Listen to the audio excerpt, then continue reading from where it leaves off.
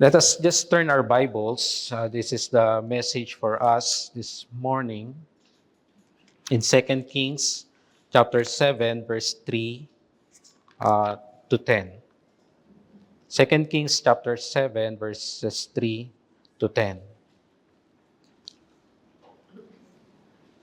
I'll just read on these verses and you can just follow with your eyes as I read through those verses. This is, but our main focus here, the key text is on verse 9. Okay, the Bible tells us in Second Kings chapter 7, verse 3, and there were four leprous men at the entering in of the gate, and they said one to another, why sit we here until we die? If we say we will enter into the city, then the famine is in the city, and we shall die there. And if we sit still here, we die also. Now therefore come and let us fall into the host of the Syrians. If they save us alive, we shall live, and if they kill us, we shall but die. Verse 5, and they rose up in the twilight to go unto the camp of the Syrians. And when they were come to the uttermost part of the camp of Syria, behold, there was no man there. For the Lord had made the host of the Syrians to hear a noise of chariots and the noise of horses, even the noise of a great host. And they said one to another, Lo, the king of Israel had hired against us the kings of the Hittites and the kings of the Egyptians to come upon us. Verse 7, wherefore they arose and fled in the twilight and left their tents and their horses and their asses, even the camp as it was, and fled for their life. And when these lepers came to the uttermost part of the camp, they went into one tent and did eat and drink, and carried then silver and gold and raiment, and went and hid it, and came again and entered into another tent, and carried thence also, and went and hid it. Verse 9, then they said one to another, we do not well. This day is a day of good tidings, and we hold our peace. If we tarry till the morning light, some mischief will come upon us. Now therefore come, that we may go and tell the king's household. Verse 10, so they came and called unto the porter of the city, and they told them, saying, we came to the camp of the Syrians, and behold, there was no man there, neither voice of man, but horses tied and asses tied, and the tents as they were. The title of the lesson I want to share with you this morning, We Cannot Keep Silent. Let us have a word of prayer. Our dear God and Heavenly Father, truly you are great and faithful to us. Thank you, Lord God, for your mercy, for your compassion that faileth not.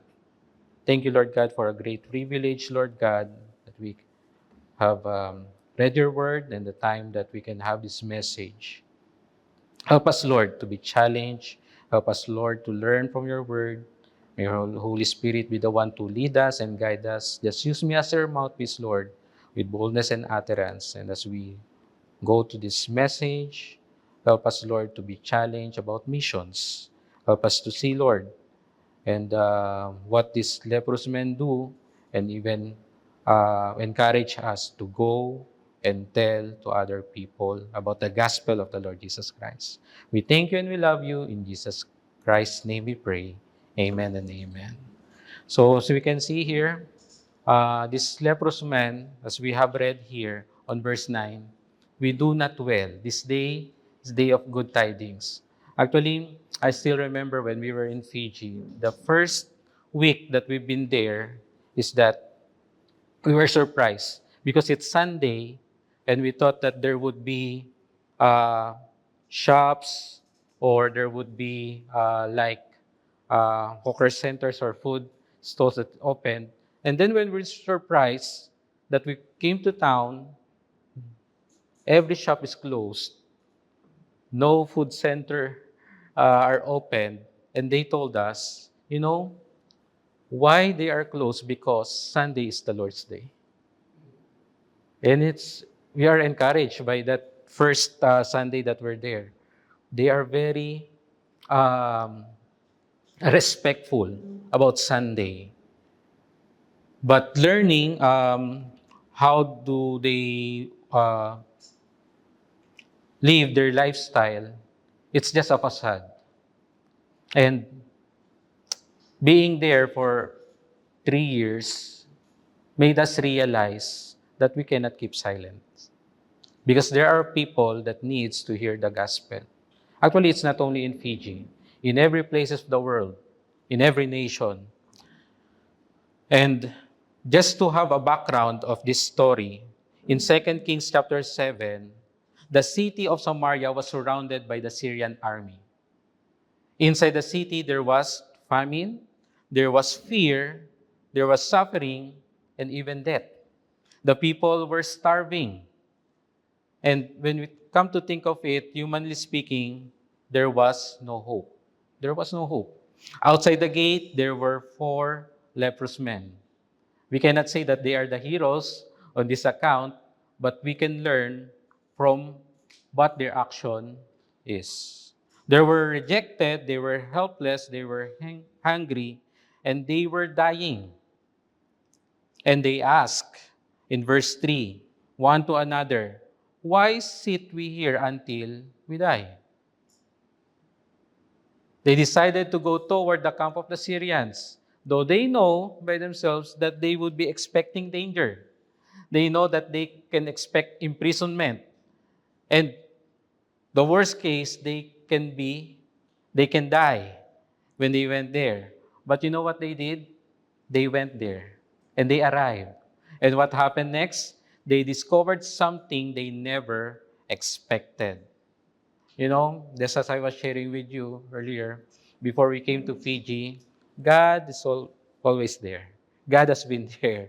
So the same thing with this leprous man. God had already been there because God is present everywhere, right? So the Lord caused the Syrian army to flee. The camp was deserted. Food was everywhere. Imagine, during their time, there's a lot of famine, there's starvation. But in that place, food was everywhere. Silver, gold, raiment, and provision had all been left behind. And these 4 dying men suddenly discovered the abundance of life. The abundance of life. They found food where they expected famine. They found provision where they expected punishment. They found life where they expected death. The same thing with us. You know, the Bible clearly tells us a person is looking for hope, person looking for life, but we can only find it in Jesus Christ. And when Jesus Christ gave us life, He is also willing to give us the abundant life. And when we look at our key text this morning in verse 9, these men told to themselves, "We do not well." Maybe they are overwhelmed of things that they saw. They are expecting, oh, we are expecting nothing. But they saw a different thing. You know, this is a powerful picture also of the responsibility of every Christian, just like what is demonstrated to us by these 4 leprous men. If we are going to look at ourselves, before meeting Christ, we were lost. But thank God, Christ found us. We were guilty, but Christ forgave us. We were empty, but Christ satisfied us. We were dead in sin, but in Christ, He gave us eternal life. And that is a good news. And we received the good tidings. The question for us, before I go to the main points this morning, can we enjoy the life given to us, the bread of life, while others are starving? Can we know the way of salvation while others are perishing? Can we possess the gospel and remain silent? So those 3 questions is answered through this message. Just like these 4 lepers, they resolved to themselves, we cannot keep silent. We must go and tell. We must go and tell. So let us go to our first point this morning. Number one, let's look at their desperate condition. On verse 3, there were four leprous men at the entering in of the gate, at the entering of the gate. So before these men discovered the good news in the Syrian host, we must understand first their condition. Letter A, they were diseased. They were lepers. That is described in the passage of the scripture that we have read in verse 3. And leprosy provides a vivid picture of the destructive effects of sin. Leprosy defiled, leprosy separated, leprosy destroyed, and ultimately leprosy brought death. And the same thing with sin. Sin, the same thing spiritually. Sin separated us from God, from a holy God. But you know what? That is really a great problem of humanity. Actually, it's not poverty, but it is sin. It is not lack of education, it's not political instability, it's not sickness, or even it's not war. And sin is very serious. Sometimes people think that it's just a small sin. You know, ministering in Fiji, they call it like it's a normal for them when when we invited them to church. What they say to us, yes, I will be there. Or pick up at 9 a.m. And then the van will come, there's no one there. It's just a normal thing for them. Yes, but actually it means no. And it's a simple thing, but it's a lie. It's a sin. Sometimes we look at it, oh, it's a white lie. Oh, it's a purple lie. Whatever color of that lie is, it's still a lie. It's still a sin, right? And what we understand here, sin is really a serious thing. It's just that today, sin is being um, just downplayed. They just mentioned a lot of beautiful words to cover sins. But the Bible is very direct to that. If it's sin, it's sin. Because God hates sin. So man is a sinner. Every one of us is a sinner, separated from a holy God. But you know what? That's why we have a need. And the world needs salvation. The world needs salvation. We can educate a sinner, but he will still be a sinner. We can feed a sinner, and he still need Christ. We can give someone medicine and extend physical life, but eventually, all of us will face eternity. That's why, you know, the greatest gift that every one of us can receive and the greatest message the world can receive is that Jesus saves. Jesus saves. So, letter B here, we see the deceased. They are deceased. Letter B, they were distant. These four men were outside the gate. The description there, they are leprous men and they are outside the gate because of their sickness, because of their situation. They were separated from normal fellowship with the other people. And that is also what sin does. It also separates. In Isaiah 59 verse 2, it says, "But your iniquities have separated between you and your God." And this tragic condition of every person is happening if a person is without Christ. You know, a person may be religious, be respectable, educated, wealthy, may have a good family, but you know what? Without Christ, it is nothing. It is nothing. So I always mention my name. My name is Ian, but without Christ, I am nothing. There's a person I know, his name is Christian. So you're better than me because you have Christ in your name. But it doesn't mean it's just the name. But you know, when a person receives Christ, Christ is in the center of our heart. You know, a lot of people just only know Christ in the head. but not all people know Christ by the heart. And that was the reality that we faced in the field as well. They are very good at saying, oh, I always come to church. I remember there's one guy that I spoken. Um, we are doing, we have a medical mission there. The first week that we arrive, and we have counseling. And this man, I talked to him. Um, do you know what? I shared to him the Bible, Romans 3:24. All have sinned and come short of the glory of God. Do you believe that we are um, we are all sinners? No, I'm a good man. Did you lie? No, I did not lie. Did you obey your parents? I always obey them. He's already 30 years old.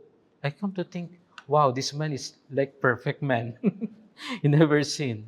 But you know what? We always miss the mark.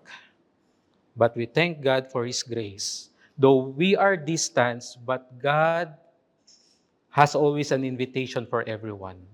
Matthew 11, verse 28 tells us, come unto me. Always. God has always an invitation for us. Letter C here, they were dying. The leper asked, why sit we here until we die? They understood something that many people refuse to face. Death was coming. Death was coming. If they remained there, where they are, they would die. If they returned to the city, they know famine awaited them. Their situation was desperate. That's why when we look at these uh, people, like this leprous man, they they look at their fellow uh, Israelites, they see that they have a need. The same thing with today. People without Christ are not merely spiritual uncomfortable. People are perishing. People are perishing. Hebrews 9:27 tells us, and it is appointed unto men once to die, but after this, the judgment. There is an urgency about the Great Commission because there is an eternity ahead. Every day, people enter eternity. Every day, opportunity disappear. Every day, there are people we may never have another opportunity to reach. We cannot say, maybe someday, maybe tomorrow, maybe next week, maybe next year, maybe later. You know what Christ said? The fields are already white to harvest.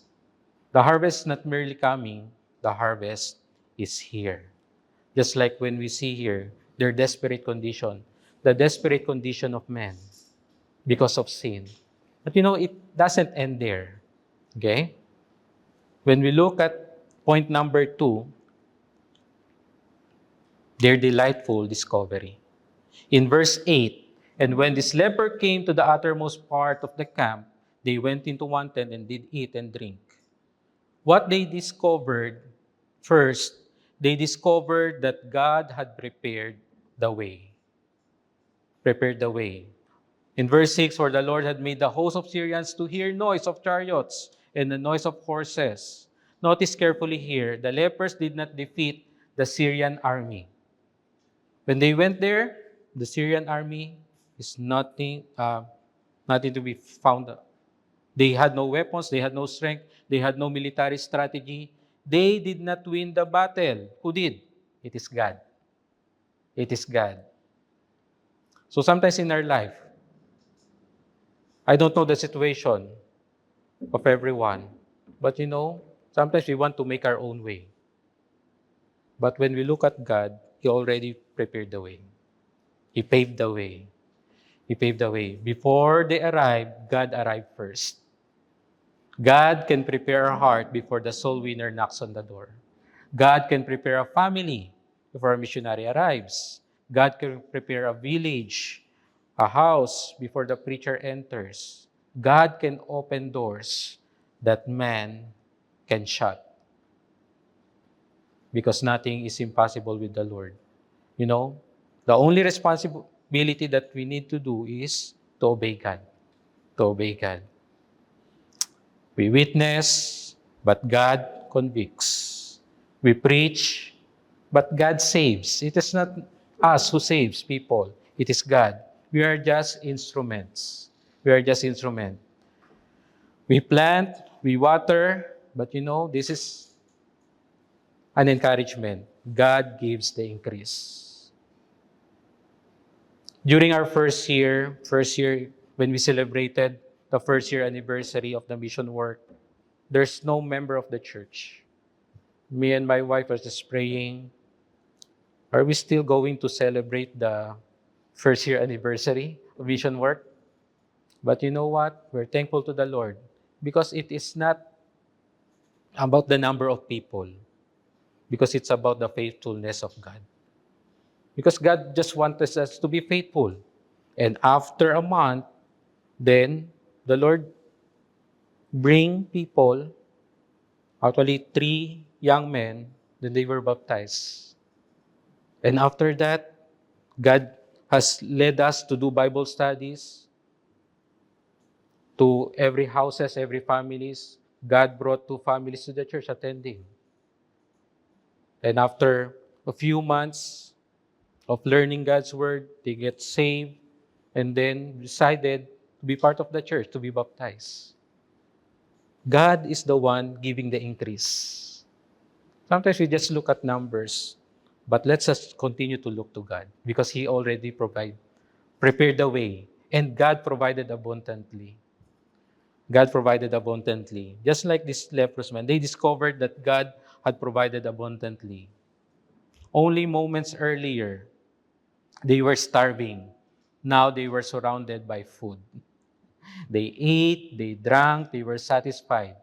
And when we look at this is a beautiful picture of what we can find in Jesus as well. Because only Jesus can satisfy. And then, this discovered a victory already won. The enemy had fled, God gave the victory. Because Christ has already accomplished the work necessary for salvation. When He said on the cross, it is finished, it's already done. You just need to trust the Lord. Because victory is in the Lord. It's not on our own effort. That is a delightful discovery. Number 3, their dutiful declaration. In verse 9, then they said one to another, we do not well. But this is the turning point of this entire message. They recognize their responsibility. They realize something is wrong with what we are doing. We are eating while others are starving. We have found abundance while others believe there is nothing. We know where the food is while the entire city is dying. We do not well. Can we remain silent? It is God stirring their heart. You know what? It's the same thing with us. We're blessed. I thank the Lord there is AC here. In PG, we thank the Lord because there is cool weather. But you know what? Wherever we are, we're thankful that God is always there. And you know what? There are people around us that is not experiencing the same comfort as we have. But you know what? We cannot remain silent. Because outside this door, there are people who are desperate. There are people looking for hope. There are people wanting to find their direction in life. Can we remain silent? I hope not. I hope we can be challenged by these people, these leprous men. They remembered the ruin. They remember the place where they are. You know what?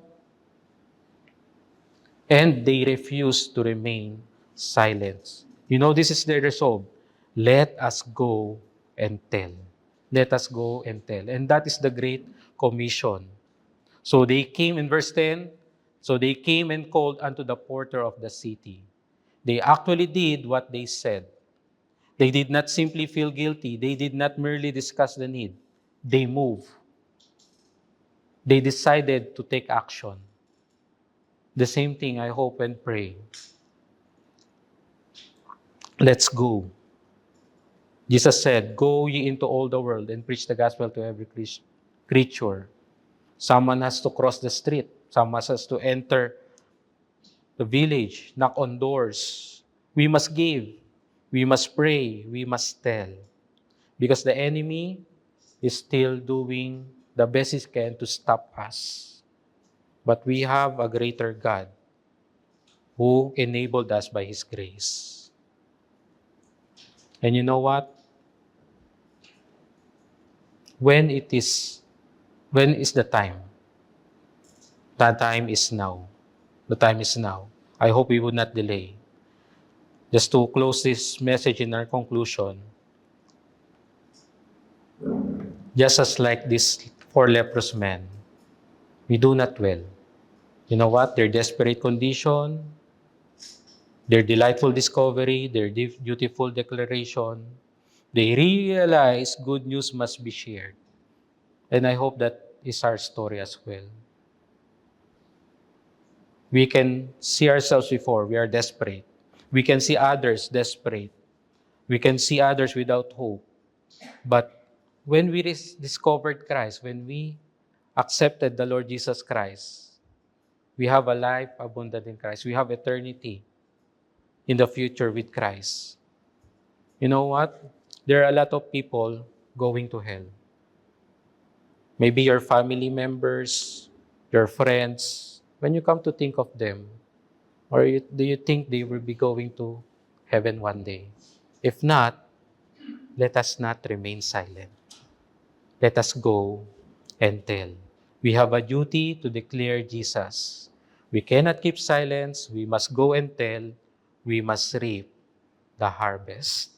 I hope and pray that this just a message for us will encourage us and come think that we have a responsibility and the Lord will stir up our hearts to continue to pray and be used by the Lord to reach out people. Because one thing that we can do is point people to Christ. Our life is an open Bible to anyone that is looking. So I hope and pray that we cannot keep ourselves silent just like these four leprous men. Let us have a word of prayer.